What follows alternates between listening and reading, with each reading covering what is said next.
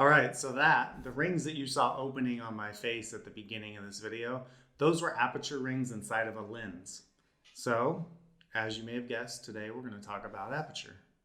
Aperture is a very important aspect of your camera, and knowing how to use it will make you a better photographer. So let's get started.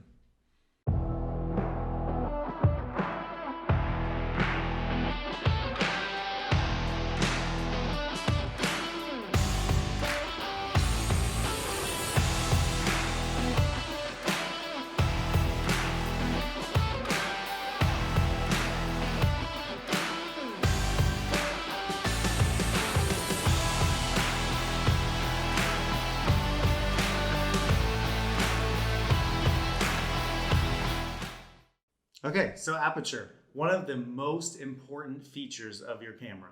All right, so this is a picture of the aperture rings inside of a lens. And when you change the aperture on your camera, the rings change accordingly.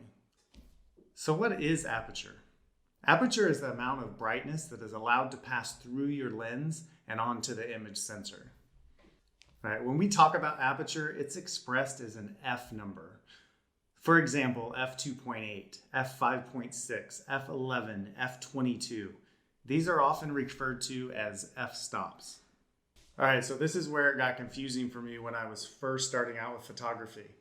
So a lower f-stop number means a wider opening and more light coming into the sensor.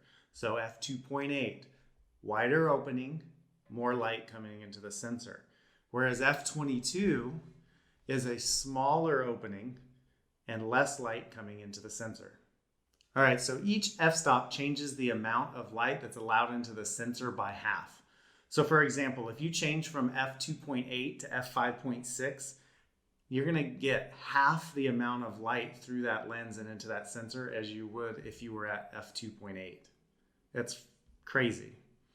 All right, so here's an example of an image taken at f2.8 and f5.6. These are the only settings that have been changed.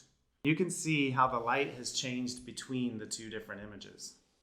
Okay, so here's a series of images I took at different f-stops, but I didn't change anything else in the camera settings. So what you're gonna see here is all these images getting darker and darker as I change the aperture setting. So you could see f2.8 has a lot of light. You can see all the parts of the image, whereas at f22, and not changing any other setting like shutter speed or ISO, you can see the image is nearly black. So the other thing that aperture does, and that's very important when taking an image, is it changes the depth of field for that image. So depth of field is the distance in front of and behind the focal point that is in focus.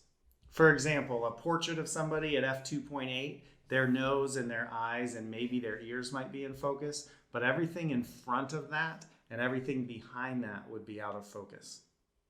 All right, so here's a series of photos I took of some decks of cards that I have lying around.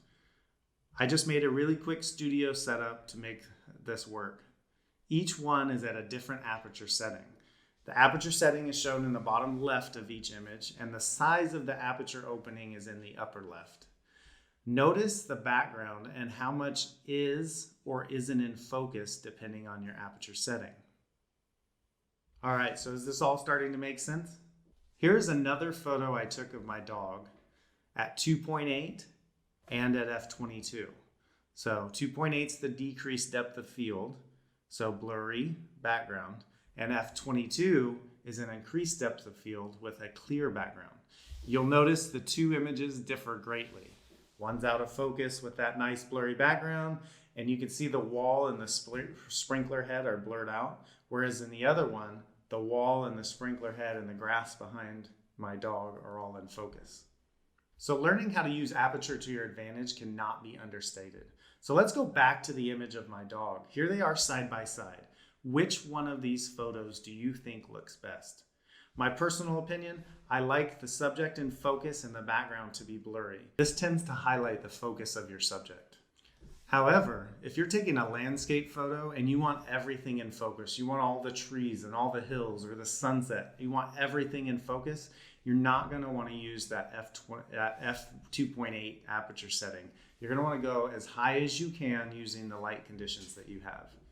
All right, so did you learn something about aperture today? Want to learn more? If you like this video and you want to learn more, make sure you hit subscribe, make sure you hit like, and come back and watch some more of these videos and learn some more about photography with us. Thanks for watching, and we'll see you in the next video.